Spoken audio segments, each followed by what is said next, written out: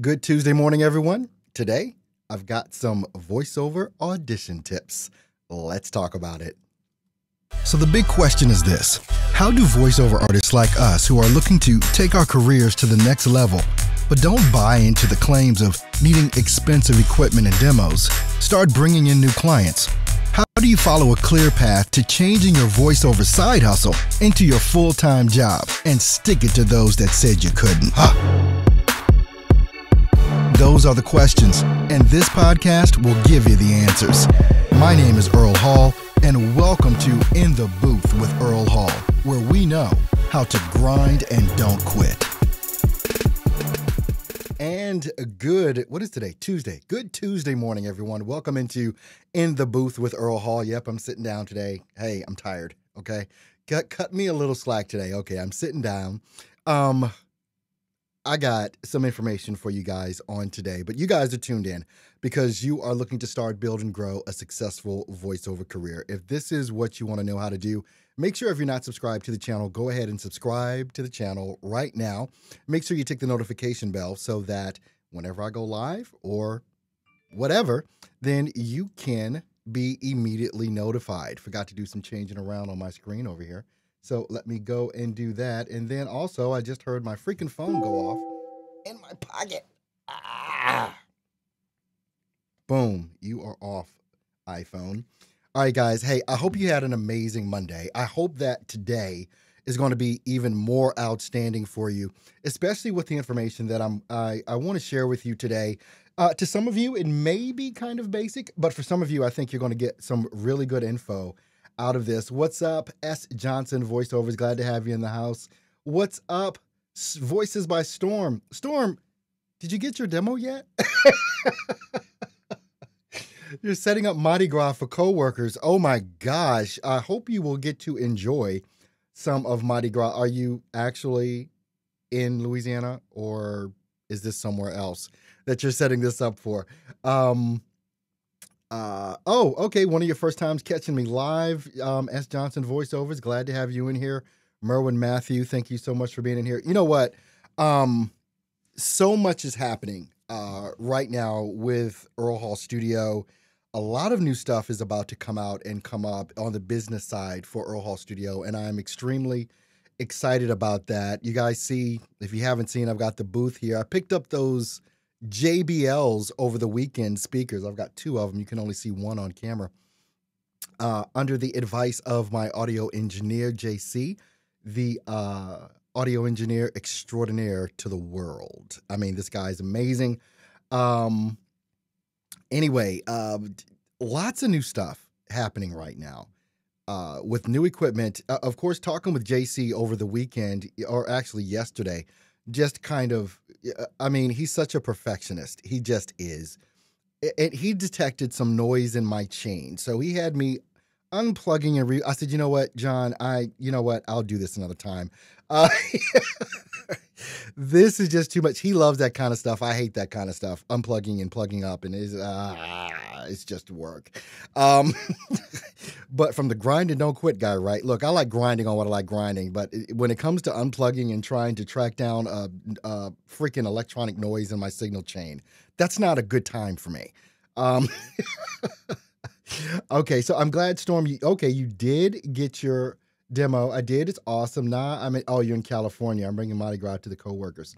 Okay, Storm, let me ask you, do you want me to play your character demo for the folks? I'm sure they're interested in hearing what a character demo from Earl Hall Studio sounds like. Do you want to share? Do you want to share your character demo, Storm? Let me know. And I definitely will share that. Let me cue it up here just in case that we have that. Okay, yep, we've got it all queued up here for you folks as I'm waiting for Storm to answer, because I know there's a time delay. As I said, I'm speaking to you guys from the future. You guys are on a time delay, and you're going to get this like 45 seconds after the fact that I say it.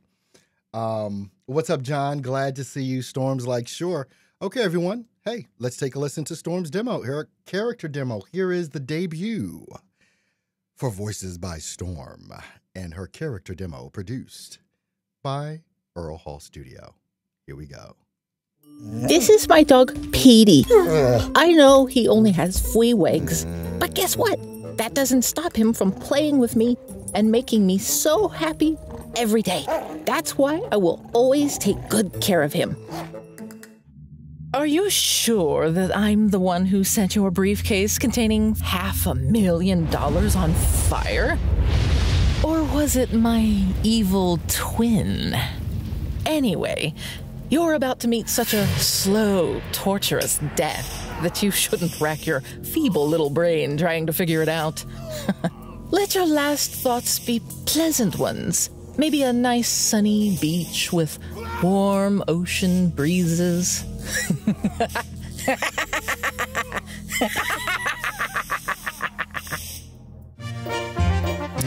Girlfriend, it was epic. Like, that's how the show was. Like, really freaking epic. I get Bruno Mars, but Rick Astley, like, so totally blows him away. Like, I'm never gonna give him up, never gonna let him down, never gonna get him. Hello again, Mr. Carter. This is Phyllis, your friendly service representative, returning your call. As you know, it is my duty as a service representative to resolve any issues you may have with our company. So, it appears that after you told me to stick our invoice in the amount of $485 up my ass, that we were disconnected. So, let's talk about a payment plan, shall we?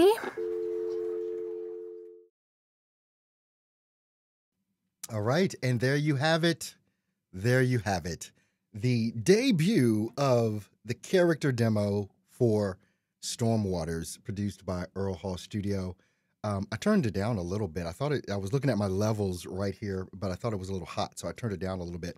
But you guys that you're listening to this on some good speakers or some headphones, you just had a treat right there. I'm telling you. Okay. Looking at the laugh. Oh my gosh. I wish I could duplicate that laugh. I'm going to have that laugh. I'm going to have to put that into some of my reels as far as sound effects for someone with an evil laugh. Doing this demo with Storm was a treat. Storm, did you not love the little girl doing the little girl voice? Storm just loves kids. She loves... No, I'm kidding.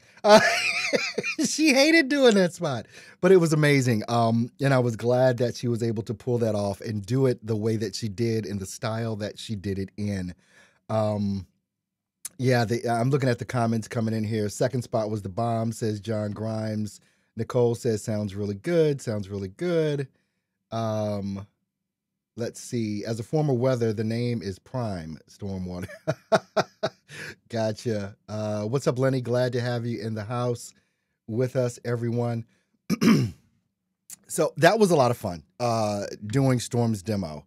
We just finished Mage Pro's. I did his recording yesterday for his character demo. So sometime next week, you guys will be hearing Mage Pro's first commercial demo, done by Earl Hall Studio.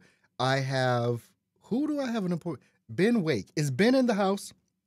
I've got an appointment with Ben Wake to do Ben's demo on today. And let's see. I don't see Ben in the house. He's usually here. But it's Ben's birthday today. So happy birthday, Ben, whether you're in the house or not. Saw on Facebook, got a little Facebook notification that it is Ben's birthday today. So everyone that is connected with Ben Wake over in the UK, make sure that you go ahead and wish him a happy birthday if you're connected to him on social media in some way, shape, or form. All right. Your audition tips. Yeah, that's what we're supposed to be talking about today, right? Audition tips. The audition is one of those things where I think, and this is a personal opinion, a lot of people take too much time to do. I think there's a lot going on with people trying to be perfectionist, with people trying to make sure they hit everything exactly right. And even though obviously you want to do your best work, you want to make sure that you're able to pump these things out. I mean, auditions, getting an audition or doing an audition is potentially, obviously, a lead-in for a job. So if you're in a spot where basically how you're getting your work is via auditions, you want to make sure that you're able to pump them out relatively quickly. You want to have your stuff set up as far as your DAW, your gear, whatever it is that you're going to be using. You want to make sure that you've got that set up in a manner so that you can just pump this out. If you need to set up presets or a rack, rather, in your DAW, and by the way, I'm thinking about getting Pro Tools. I don't know why this is on my head right now, but Pro Tools, I'm thinking about doing something with that. I've been an Adobe Audition guy forever, and have no issues with Adobe Audition, but I'm thinking about Pro Tools. I don't know. But anyway, you want to make sure that you have your rack set up appropriately so that you can get these auditions done, snap, snap, snap, and go for it.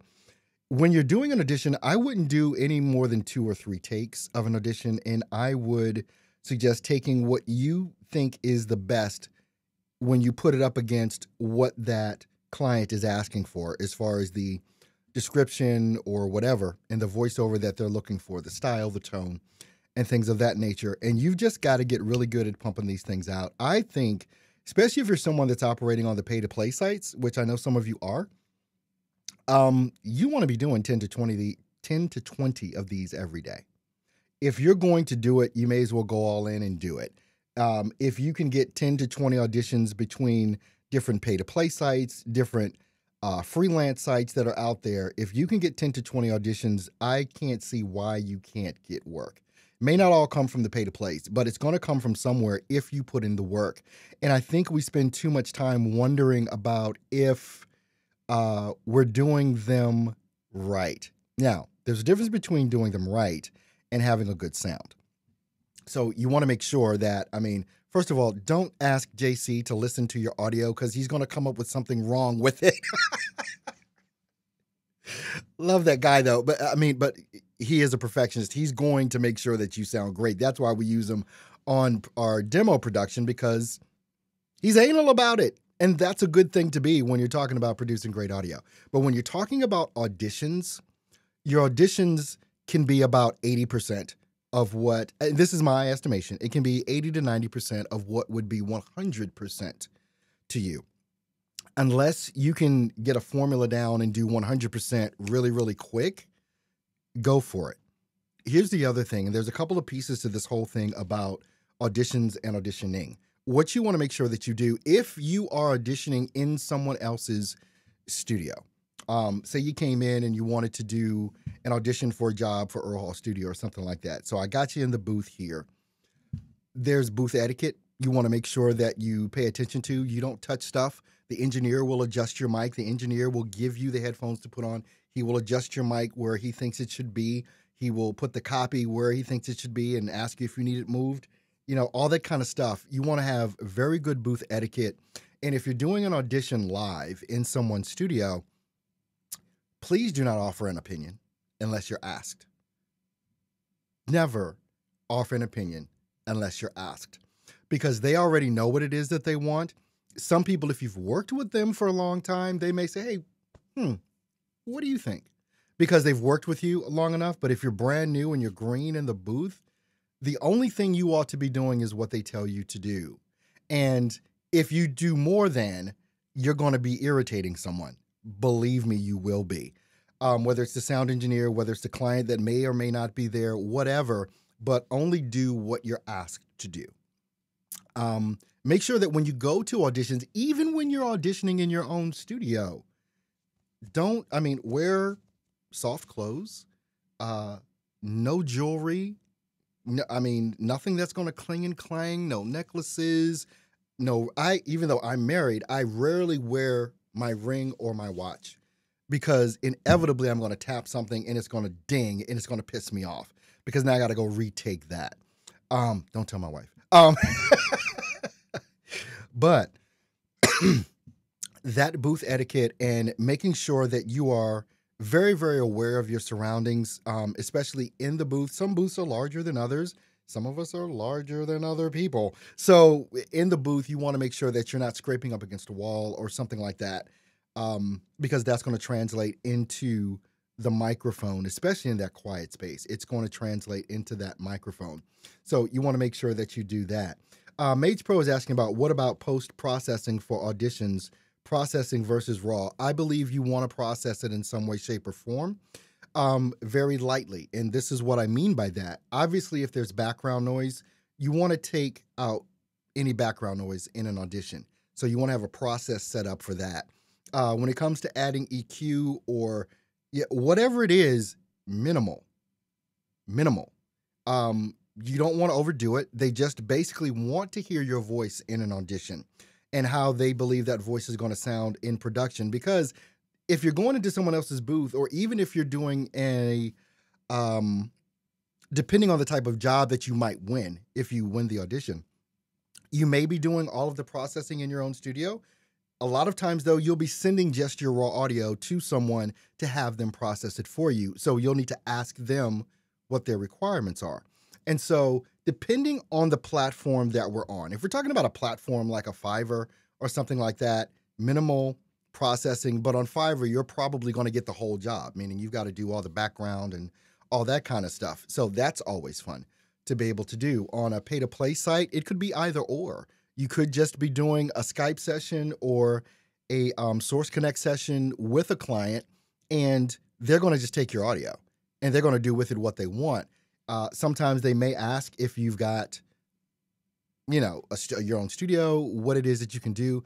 But all of that, those types of questions, Thomas, it's going to depend on the client and what it is that they're asking for or what it is that they want. But please believe me that less is more.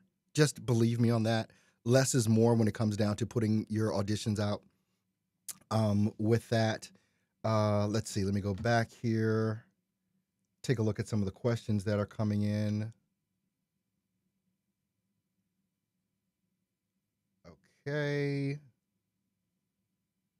All right. Even those headphones I was using for our session was Yep, I remember that, Storm. She had on some headphones for the Skype session. I'm like, your head, yeah, that's rubbing. I know it's rubbing. Take that off or whatever. John, exactly. No zip up hoodies, loads of noise. You want to look as plain Jane as possible doing this stuff.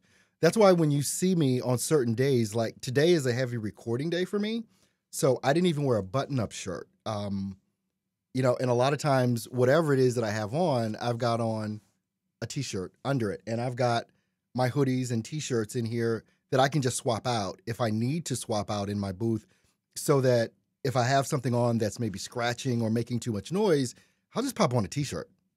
Boom. I'm golden at that point. So clothing is extremely important. If you're standing up, which I hope all of you stand up when you record. I know a lot of you don't, but I stand. Even before I had my booth, I was standing, and I will not put a chair in that booth. No one will be sitting in this booth. You will stand. That's a hard, fast rule for me. You will be standing in this booth. All right. Let's see. John, you're so right. Found out one day when the headphone cord rubbed against the zipper. Yep. Noticed immediately. All right.